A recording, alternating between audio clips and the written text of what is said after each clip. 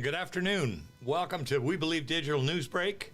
We're glad you're joining us today, 5 o'clock p.m. on Wednesday. It's 86 degrees here in downtown Jackson, Mississippi, the heart of the Deep South. My name is Chris Young, and alongside me today is the one and only Mr. Socrates Garrett. How are you, sir? I'm doing extremely good. Chris, how are you? Extremely good. All right. And we're not letting any cats out of the bag, but somebody got a big day coming up here real soon. I have no idea who that is. Yeah, well, I can tell you, it's not me. Okay. So who knows? Maybe more will be revealed as we go along. Okay. But you know, we've got a full slate of topics today, Mr. Garrett. You know, and I like to. Oftentimes, I like to start out on the broad range, and then work our way back towards Jackson. You know, that's a guy named Jake Tapper did an interview, a CNN interview with President Biden the other night, and lo and behold, President Biden had a couple things to say, and I know that these will be interesting to you and to our audience. He said that when asked about a recession, he said it's possible, but if there is one, it is going to be really, really small, nothing like we've thought of before in terms of a recession. And you've got so many people now saying that we're already in a recession, and the president saying, you know, it's possible, but he really does not expect that. He went on he was asked about, so from the economy, we go to the world stage, you're talking about Putin, and he said, the interviewer asked him if Putin was rational or irrational. And he said that he thought Putin was rational, but he had miscalculated significantly with this whole Ukraine situation. And then the last thing he said really was this whole situation with the with Saudi Arabia slashing the oil prices just when we started to see those prices reduce here stateside at the pump. You know, now they're talking about this OPEC plus slashing the oil prices, and he said, Biden said there would be consequences for that. So we'll see what that means. What do you think it means? Well, he's going to, I mean, he's already got Russia in some kind of a stranglehold with regard to their commerce. I just heard this morning that another major company, oh gosh, it's slipping my mind. Could it have been Target? A major company has signed a bill of sale for their interests in Russia for $1. But there's something, if things could change, they could go back within a 6-year period of time. But they're joining hundreds of these multinational corporations have exited Russia. So, you know, I guess more sanctions, more of a stranglehold, freeze the interests of more of the oligarchs, things like that. Well, clearly, you know, I remember the embargo on South Africa, and when it was declared that no American-based firms ought to trade in South Africa. Right. And that didn't last very long. No, it didn't. And so I bring that up to say that I don't imagine that American businesses that are searching out ways and opportunities to expand their position in the marketplace are going to be withholding doing business in Russia for any extended period of time. Profits above all else. Profits are critically important, and to the president and the CEOs of those corporations, you know, they answer to the stockholders. Yeah. And if the value of their stock is diminished, it's going to be hard pressed to explain that he pulled out of one of the largest markets in the country because he disagreed with Russia's invasion of Ukraine. Sure. I don't think that'll go over very well. These shareholders and the CEOs, they really, that's really what it's all about. I mean, it seemed like the companies don't, these major companies don't hold back to pay the CEOs tens of millions of dollars a year, but they don't want to pay the workers, $15 an hour. Yeah, yeah. That's their money, the way they look at it. Well, I think we got an imbalance in the philosophies, not only with CEOs, but you look at the amount of money that Nick Saban is making over in Alabama. Right. You look at what college football coaches are making today. Yeah. And the players and the fans are making minimum wage. Right. And so the wealth gap is Continues. widening Yes, sir. every day. Yes, sir. And so I think we got to look at it from a global standpoint and put some value on the things that we do. Mm-hmm. We pay so much for entertainment, Mm-hmm. and the stadium is full. Mm-hmm. To get a ticket to an Alabama game could be in excess of $800. Amazing. And so we got to take a look at that and say, okay, maybe we just got our priorities a little bit out of whack. What's the difference with, they're talking about the city council in Jackson yesterday made a resolution. Made a resolution that Jackson State ought to have a new stadium. So, I mean, So first of all, I don't know if I understand what a resolution is. They're just saying, well, we think they ought to have a new stadium. It's not a binding situation. There's no dollars moving around. It's just they're being big and decide. Yeah, we agree. We resolved that they ought to have a new stadium. Well, doesn't mean that much. It means a great deal what you are resolving to, if in fact a new stadium is 30,000 seats, Right. as opposed to the 60,000 seats that's currently in the Veterans Memorial. the Veterans Memorial Stadium here today. Yeah. And it's significant because with that kind of capacity, we were able to get the Saints here to do some of their preseason work. Right. And you could, in fact, get a major football game in Jackson at that stadium. Yeah. If you go down to 30,000 seats, is what the state of Mississippi was proposing at one point, then that's a significant decline for Jackson. Well, the state said they would pay that, but then other people say if we raised money, then it could be added to that. If we raise money from who? Well, I mean, just a fundraiser for the program, and that might have a chance since we got Coach Sanders here now. Well, if we could do a fundraiser to solve a issue on Jackson State's campus, maybe we should do a fundraising for more housing. More housing. More beds are needed for students. Students don't have beds in Jackson. So the idea of a fundraiser has gone a bit far. And everybody wants to have a GoFundMe or some kind of fundraiser, some kind of nonprofit concept. And I just don't think that's the answer.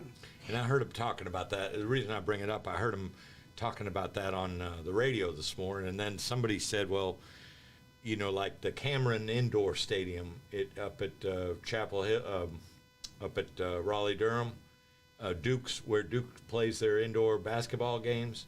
Apparently, that's only a 1,500 or 1,800 seat stadium. But, they pack it out. For the waiting list is years to get a ticket to the thing. I can't imagine that Duke would have such a small stadium. Yeah.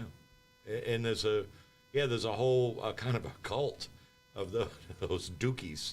Why would they not have expanded their stadium with the rich history that they've had? I don't know the answer, but this is what I heard being talked about on NPR this morning by, what's his name, that attorney? Hazard. Yeah, Brent Hazard was talking about it. Really? Yeah. I think Brent maybe should check his statistics. Maybe.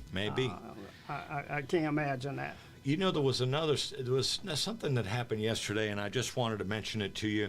I know the clock is running, but I met this lady down at City Hall yesterday. Beautiful, very intelligent lady, and she mentioned to me that she traveled abroad and she'd studied for 6 months in India. And I said, wow, she had made it to Malaysia and Sri Lanka and so forth, and Nepal. And I said I visited Malaysia in the early 80s, and but I never made it to India. I would love to go there. And she said, yeah, it was amazing. For the first time in my life, I knew what it felt like to not be a black woman. Wow. What experience brought that on? Well, just because everybody in India, people of color, and it wasn't an issue. She felt free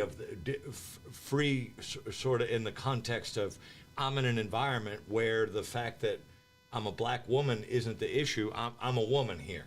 I'm not a black woman here. I'm just a woman here in India. And boy, that struck me as a mighty big statement. Well, yeah, that is a big statement. And I want to develop that a little bit with you if I can. So what's the population of India? Oh, geez. I'd have to look it up. It's well massive. over a billion, I believe. Yeah. Huge. Huge. Probably the largest populace of an ethnic group in the world. Maybe so. Yeah, I believe so. Okay. And we're talking about a country where doesn't have the diversity that America and Europe, I don't know about Russia and China, but America and Europe has diversity, and Canada has a great deal of diversity. And so I don't imagine you find as much racism and classism Right. in countries that don't have the diversity. Right. Yeah. That could have something to do with it. Yeah, I think so. But here in Mississippi, we got 50-50 blacks and whites, and we have a tremendous challenge with racism, sexism, classism every day. and things of that nature every day. So Every black mother's got to talk to their son. Every black mother's got to talk to their son. Talk to them about what? As soon as they go outside the front door. You know, they're vulnerable in the greatest land on earth. They're vulnerable in what's referred to as the greatest country on earth. Wow. Got to give them the talk, you know. I wonder what that talk. You know, my mother had a talk with me. I get that. Okay. I get that. You know, I was a boy in Mississippi in 1950s, so I get that. That you got to have a talk with your son about how to stay alive. My talk was more, don't go around. You don't have to even engage. You don't have to be involved with others. Stay in your circle. We went to separate schools. Yeah. And we just the key to it was to remain in your area where you were safe and secure, and you didn't have to deal with that. I saw no police as a boy. You don't have police in the country. That's another thing. You don't have police. And so it was a whole different kind of talk with me. Yeah. Now today's mom talking with their sons, that's got to be a different kind of talk. Terrifying. Imagine every single day worried. What are they doing? Who are they talking to? What, you know, did they take one step off the sidewalk when they shouldn't have, so to speak, you know? And you run into this oppression, this racism, this white supremacy attitude, even with law enforcement. Sadly, protect and serve. Yeah.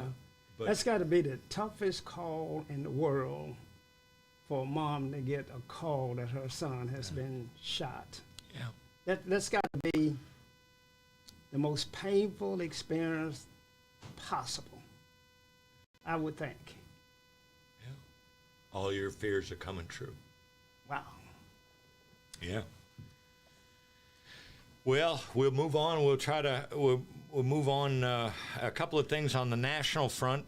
Benny Thompson got some sort of a package or a letter at his D.C. office that was suspicious, and people were coming in to investigate. And he said of course, they're going back to the hearings tomorrow, back to the January 6th televised hearing tomorrow. So I don't know if this connected.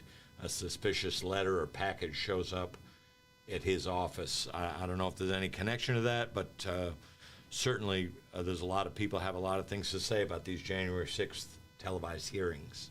I hadn't heard much about that, the hearings anymore. Well, they shut down over the summer for a bit. Okay. Yeah, now they're getting started back up. Okay. Yeah. Well, Chris, I believe we're getting ready to go to yeah, we really a break. are. Yeah. We'll take a break, and we hope you listen to our sponsors here. We got a couple of great commercials for you, and we'll be right back. Let's read and learn together. Meet Mason. Written by Sherry Tate. Illustrated by David. Mason, a young, inspired learner. Walk with him as he uses his 5 senses to explore the world around him. Your young one can learn to identify shapes, numbers, letters, and more with Meet Mason. Available now on Amazon.com. My name is Wendy Wilson White. I am a candidate for Hinds County Circuit Court Judge District 2. I was born here and I stayed here. I'm a graduate of Provine High School, Tougaloo College, and Mississippi College School of Law. I've been practicing law here in Jackson and Hinds County since 2001. I have 21 years of trial and courtroom experience, and for the past 8 years, I've been prosecuting crime. I'm running for circuit court judge because I want to redefine justice. We don't deserve to feel unsafe on the streets of Jackson and Hinds County, and you don't deserve to see your families and loved ones killed.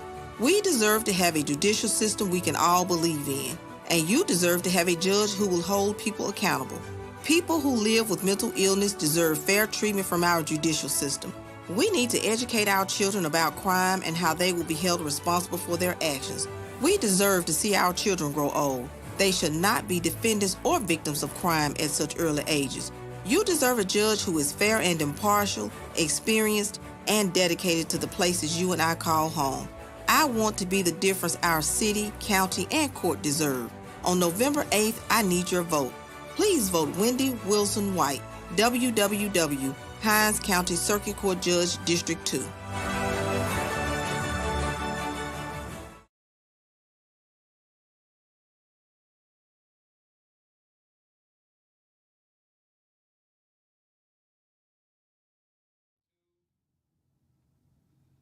And welcome back.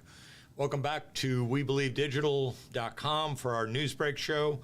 You know, I was reading today, a Connecticut jury ordered Alex Jones, this conspiracy theorist that said that the shootings of those children at Sandy Hook Elementary School was a hoax. He'd been saying this for years now and taking in lots of money and so forth. So they ordered him to pay over $950 million in damages to the Sandy Hook families. And within 24 hours, he was on the air telling his audience that he wouldn't be paying a dime. So interesting how this, there's certain outlets that you can just spew venom, and it's hard to hold people accountable. But we'll see what happens with this guy. Well, I mean, this thing about free speech. Yeah. Yeah. You know, explain to me how that's supposed to work in America. All right. Well, that's just it. It's supposed to be burdened, but when it infringes upon the rights of others, the safe, security, reasonable safety of other people, then it's a different story. So I understood that to mean if you yell fire in a crowded theater, Right. that you can't do that.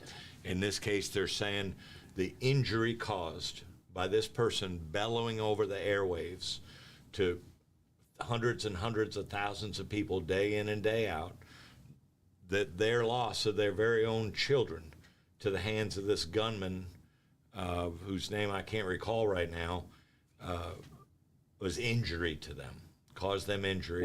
Well, what happens when you have folk like Rush Limbaugh? Yeah, They're spewing this hatred. It's damaging. Yeah. It damages me. It penetrates my being. Yeah. And some of the things that they say and do. Yeah. So is he liable? Yeah, I don't know. I tend to think there's some type of a fine line there, you know. Yeah, I don't think there's a line at all. I don't think that he's going to pay a dime. Yeah. I don't think that how he got awarded that is miraculous in the first place in America, and so it'd be interesting to see how that works out, because if it sets that precedent, it could shut down some of this crazy spewing of hatred. Yes. Throughout the airways that goes on in America every day. Every day. Every day. Every day. And some people go at it, 100 miles an hour. Some people go at it 50 miles an hour, and some people it's just 10 miles an hour. But it's still, if it's false, and if it's just contrived, it doesn't really matter. Some people soft pedal it, but it's still untruth. I know you're a big fan of Super Talk here in Mississippi. To the radio show with Paul Gallo over there. Comes on every day all over the entire state. And they just talk about the right-wing benefits. Yes, absolutely. All day long. Beyond slanted. But where there's some out. I just read today, I believe it was in the Wall Street Journal, city council meeting in Los Angeles got swarmed yesterday. Racist comments by this councilwoman Nuri Martinez were leaked. On audio was leaked about her making these racist comments about one of her fellow council members' children.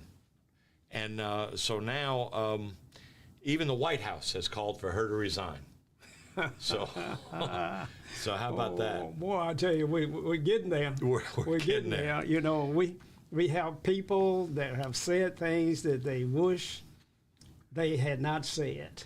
Tape recorders everywhere now. Everywhere. Every phone. And to that point, the arbitration hearing between Pastor Pickett and Aaron Banks will be held tomorrow. Oh. And that is another issue of who said what and when and how and why. Yeah. And so you just, I know that you and I have these mics here, and I know that they're on most of the times, but you really have to be conscious and cognizant of what you're saying, because it'll be taken out of context a lot of time, but it'll be captured if you have mean, nasty intents in the first place. Doing writing for the Mississippi Link newspaper, I've run into a couple situations where people don't want an email and they do not want a phone call. If they want to talk to you, they're going to talk to you in person. Yeah. Interesting how that goes. They 50% of our seniors will not be on Facebook and social media. Right. They don't want that exposure. And I can get that because it's a permanent record. Right. It's kind of like the decision that you're going to put a tattoo on your forehead.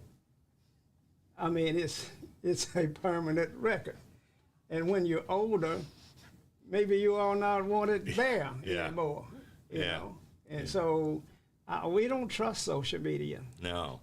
Not seniors don't anyway. Mr. Garrett, bad night last night What in happened? Greenville, Mississippi. Wow. Female police officer Maisha Stewart killed in the line of duty last night in Greenville. There was supposed to be a streaming event. The mayor was to make some announcement this afternoon, but I was getting ready to come in here, and I did not see the event. I'm not sure how many years she had been on the police force, but she was out there doing her job in Greenville and ended up getting killed last night in the line of duty. So obviously we send our prayers out to not only her family, but also the entire Greenville Police Department. As someone said about it online today, when you hear the words "officer down," it reverberates. I think that was is it Mayor Simmons over there in Greenville? Yes. I think he said, you know, when you hear those words, officer down, it reverberates not only in your community but also throughout the whole nation. So sad news over there in Greenville. Well, it is very, very sad. You know, police officers put their lives on the line all too often. They don't get to come home. Yeah. And quite frankly, with the violence that we have in our community today, with the number of murders that we've had in Jackson and the number of homicides throughout this country, it makes that job more and more difficult, and more people will decide that that's not a good profession for them to go in. Mm-hmm. So our hearts and our prayers are going out to the officer there, and I know the mayor will do whatever he can to bring some kind of comfort to that family, and also to make absolutely certain that whoever did that, mm-hmm. that is brought to justice swiftly. Yeah. And so that we just cannot have that kind of lawless activity in our community. And so that's a very, very sad day. And along the same lines, JPD's now the Jackson Police Department now investigating 5 homicides in the last 5 days. That brings the number up to 106. Now remember, last year we set the national record per capita with 156. Now we're at 106, 50 less than last year's mark, but we still got, 2.5 months to go in the year. Well, that's difficult. That's shameful. And one of the deaths, Mr. Garrett, I believe it was the one on. These were on Alamo Street, Magnolia Street, Cox Street, Marydale, and Hospital Drive. All inner city. Inner city. And I believe it was the one on Cox Street. It was a 25-year-old woman, 12 months pregnant. Wow. Yeah. And Cox Street used to be such a prominent street. All kinds of great Mississippians, Doug Anderson and Dr. James Anderson, lived on Cox Street. Mm-hmm. A beautiful family. Yeah. And to see the deterioration in our communities and this kind of violence is just sad. And it's equally as sad, Chris. We have 106 homicides. It's equally as sad when we have 3 or 4 murders by the Capitol Police in Jackson during the same period of time. That's right. And I wonder if those are classified as homicides, Chris. How are they classified? Justifiable? I don't know how they classify police killings. But all of this is just indicative of the fact that society has been broken. Mm-hmm. We are a broken society. And unless we have some kind of intervention by new effective leadership and a spiritual renewal and awakening, we're going to continue to decline, and we're going to get worse. There's one piece of good news that came up a couple of days ago. Yeah. Jackson Public Schools accountability reports came in for this last school year. Yeah. Made it up to a C. Made it up to a C overall. So no longer in the failing or near failing. And a lot of people might scoff at something like that, but we're not going to scoff at that. Moving up is moving up. Moving up is moving up. I'll remind everybody, the great slogan saying of Booker T. Washington is not the heights that you obtain, but the depths from which you came. And Jackson Public Schools is rising from some tremendous depths. Scholars. They call kids scholars. They do. The Superintendent Green has coined the phrase scholars, and it's caught on. Yeah. And so I'm glad to see that JPS is doing well and moving up. Because when you had white flight, Chris, and I'm not only going to say white flight, but when you had black flight as well, it really crippled Jackson Public Schools. Yeah. You know, you lost that top group of folk that were holding the banner. You know, if I'm making an F, but you're making an A, Chris, I believe we got a C here. That's right. Okay? That's right. But when you lose your A, Chris, and you get a C and an F, you get a real bad situation. Right. And so I'm glad to see that they're doing well over at JPS. Yeah. So got a few comments coming in. Thank you so much for watching, everybody. Looking at your comments now. You know, last night, Reverend William Barber came again, Mr. Garrett, just like he said he would 2 weeks ago.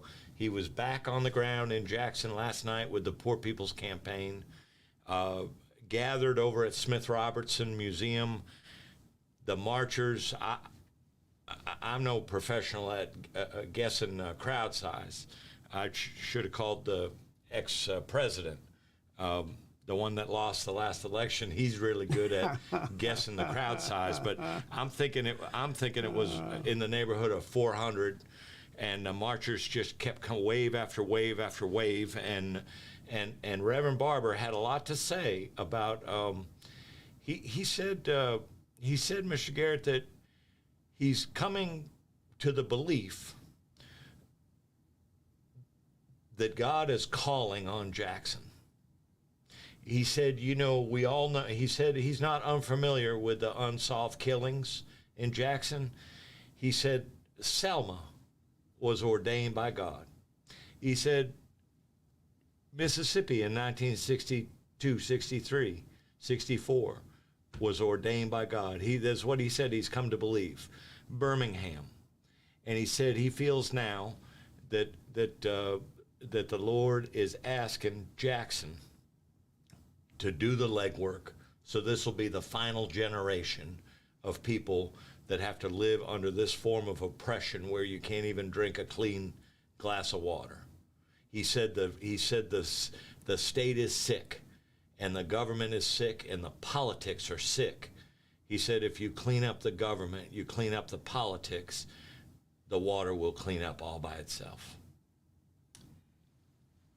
Chris, you know, there are theologians that think that COVID-19 was a plague as opposed to a virus. Yeah. There are those who think that God is involved in everything that happens, whether it be good or bad, that he's in control. I don't know how I reconcile that. I believe totally and completely in God.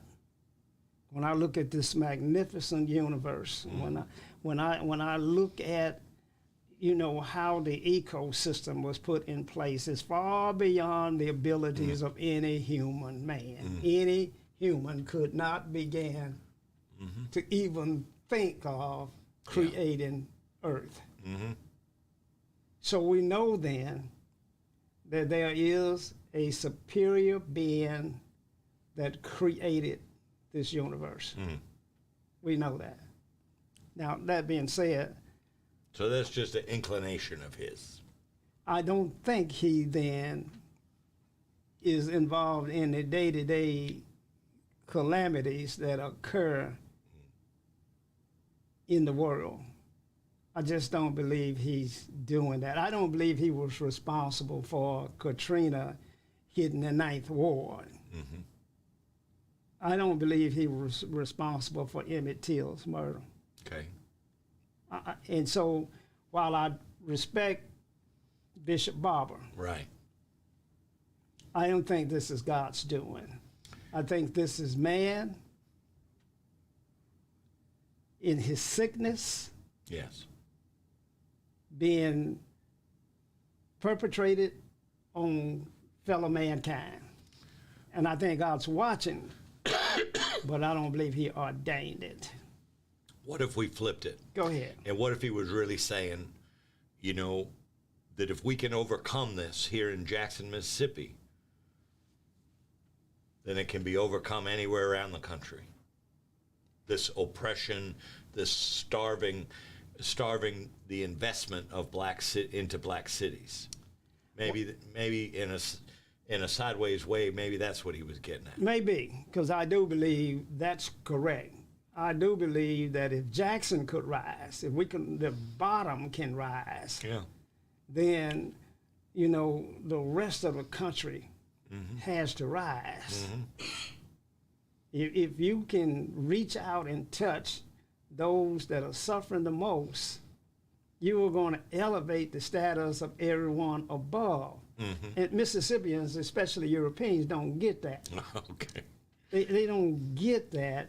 They're focusing on the trickle-down theory that I believe President Reagan put in place. Yeah. It just doesn't work that way. You know, it's got to be bottom up. Right. And then you start to make changes, and then you would move Mississippi off the bottom of every meaningful category, statistical category that there is. Well, that's going to take a minute. It is. Are we out of time? We don't have time to talk about the Jackson City Council yesterday. We have to save that for Friday. Yep. Okay. So, well, we ran out of clock, but as you tell, we don't just hit the story. We try to get down a little bit underneath in these stories at this We Believe Digital Studios here in Jackson. Please give us a call if you'd like to come in and share your thoughts, your ideas for having your own show, pushing your own products and services. Our goal is to become a full-fledged media company, and we're taking steps to do that each and every day. Give us a call, 1-800-492-5186. Thank you so much for watching, and we'll see you again at 2 o'clock on Friday, 2 p.m. on Friday. Have a great day out there and stay safe.